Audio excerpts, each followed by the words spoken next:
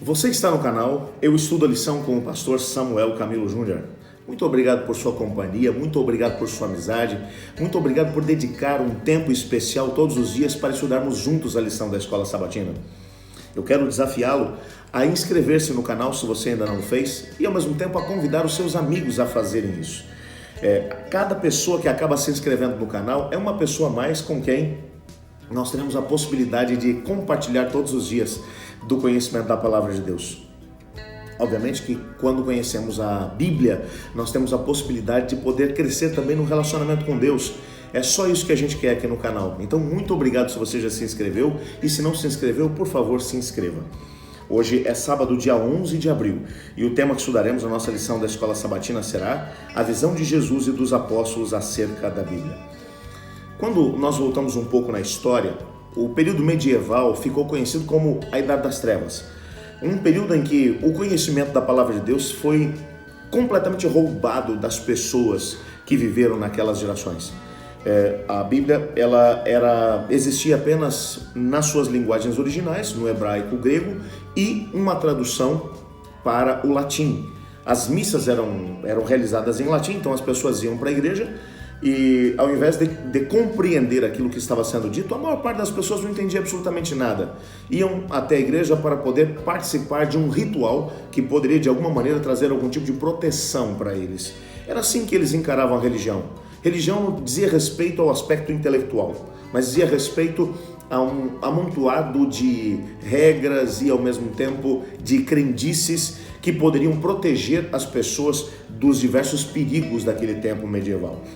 Nesse meio tempo, surge a Reforma Protestante como uma reação a esse estilo de religião medieval que havia se instaurado dentro da igreja. Várias foram as frases que acabaram sendo cunhadas nesse tempo para poder explicar aquilo que era a visão protestante da religião, bem como da igreja, do estudo da palavra. Uma delas é ad fontes, que significa literalmente de volta às origens. Essa é uma frase em latim que significa exatamente isso, de volta às origens.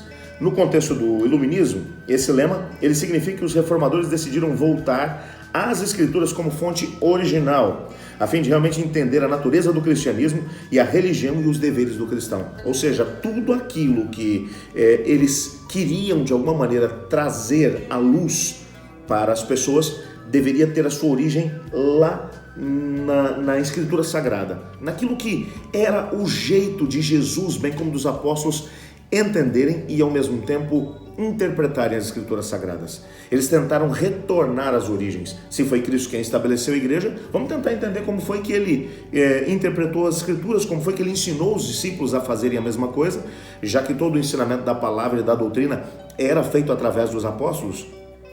E houve uma busca incessante, tanto de livros de história, da história antiga, dos pais da igreja, para tentar entender como é que eles compreendiam a palavra de Deus, como é que era a doutrina apostólica, e uma volta incessante para a Bíblia. Martinho Lutero, por exemplo, teve a possibilidade de trazer uma tradução da Bíblia, Antigo e Novo Testamento, para o alemão, para que as pessoas tivessem a possibilidade de estudar a Bíblia na sua língua, na língua que eles conheciam, para serem edificados através do conhecimento da palavra. A partir daí, uma nova busca acontece.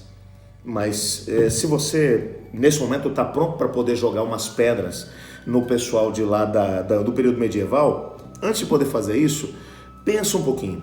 Será que hoje em dia a gente também não está correndo alguns riscos, não os mesmos, mas alguns riscos tão terríveis quanto o pessoal da era medieval também passou, quando o assunto é Bíblia?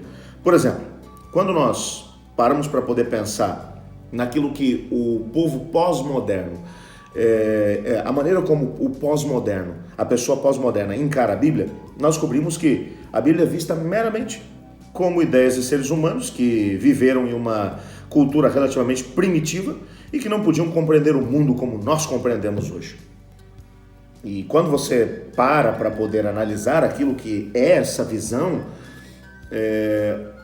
existe algum tipo de base se nós tirarmos o elemento sobrenatural da Bíblia. Por quê? Porque a Bíblia foi escrita num período de 1500 anos, Os livros mais antigos, Jó, Gênesis, Êxodo, Levítico, Número, Deuteronômio, esses livros foram escritos ali por volta de 1500 anos antes de Cristo. Os livros mais recentes que nós temos da Bíblia, o Evangelho de João e ao mesmo tempo o livro do Apocalipse, foram escritos cerca de 100 anos depois de Cristo. Ou seja, há 1900 anos. É algo realmente para a gente parar e pensar. Se você tirar o elemento sobrenatural da Bíblia, entendendo que a Bíblia é só um livro, então o que um livro tão antigo tem para poder me ensinar ainda hoje? Um dos argumentos positivos favoráveis à Bíblia é que você olha para a quantidade de pessoas que ainda hoje vai até a Bíblia e descobre nela elementos para nortear a sua vida, a sua espiritualidade, a sua moralidade, a sua maneira de poder lidar com a família, com o sexo oposto, com as finanças, com os governantes. Você percebe nitidamente que a Bíblia continua sendo base para a nossa sociedade. Um livro que tem permanecido intacto desde que acabou sendo escrito. Outro elemento que tem, de alguma maneira, feito com que a nossa sociedade acabe menosprezando a Bíblia, tanto quanto o pessoal do período medieval, é que o elemento sobrenatural acabou sendo minimizado e ao mesmo tempo tirado de cena, transformando a Bíblia em um documento que, em vez de ser a visão de Deus acerca do homem, tornou-se a visão do homem acerca de Deus. Ou seja, aquelas pessoas lá daquelas épocas antigas, o Moisés, o Josué, o Samuel, o Natã, o Gade, Jeremias, Esdras, Neemias, esses camaradas escreveram por quê? Escreveram porque eles queriam mostrar a sua visão a respeito de Deus. Quando a Bíblia é, na verdade, totalmente o contrário. É Deus se revelando ao ser humano para poder mostrar como é que ele encara a humanidade, bem como o problema do sofrimento, da dor e do pecado que tomam conta do nosso planeta. Mas uma pergunta que talvez nessa altura vai surgir para você é, então, como é que a gente tem que analisar a Bíblia? Como é que a gente deve ir até ela? Bom, no entanto, nós rejeitamos completamente essas posições que a gente acabou mencionando aqui anteriormente.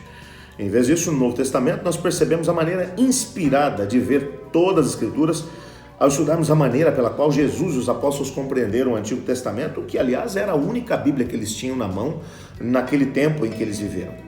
Quando você vai parar para poder pensar nisso, você tem que tentar entender como foi que Jesus encarou o Antigo Testamento. Como foi que ele lidou com a Bíblia dos seus tempos? Como é que Jesus, bem como os apóstolos, como é que eles se relacionaram com as pessoas, lugares e eventos descritos na Bíblia? Quais eram as suas pressuposições e consequentes métodos de interpretação? Se a gente descobrir isso, nós teremos a possibilidade de seguir o mesmo plano, seguir o mesmo padrão que a Reforma Protestante seguiu, ad fontes. Vamos voltar às origens. Vamos tentar descobrir como foi que Jesus encarou as Escrituras, como é que os apóstolos encararam, quais foram seus pressupostos, seu método de interpretação, e nós vamos conseguir alcançar o mesmo sucesso que Jesus e os apóstolos tiveram no ensino da palavra, ao trazer a palavra para aqueles que estavam à sua volta. Nessa semana nós vamos ter a possibilidade de poder estudar esses pontos, percebendo os equívocos de homens não inspirados, cujas suposições levam apenas ao ceticismo e à dúvida quanto à palavra de Deus. Portanto, tem muita coisa boa nos esperando aí nessa semana. Te desafio a continuar conosco para podermos desdobrar esses assuntos. Eu queria, nesse momento, orar agradecendo a Deus, porque em todas as épocas, quando pessoas se levantam para poder tentar lançar por terra a palavra de Deus, Deus tem levantado homens e mulheres inspirados por Ele, para poder nos ajudar a retornar para a palavra. No período da Reforma Protestante, levantou homens como Martinho Lutero, John Hus, entre outros, que acabaram fazendo uma diferença tão grande para trazer a Bíblia até nós hoje. Mas eu queria que hoje você compreendesse que Deus continua levantando homens e mulheres para defender a palavra de Deus e trazê-la ao conhecimento das pessoas. E eu e você somos chamados para isso.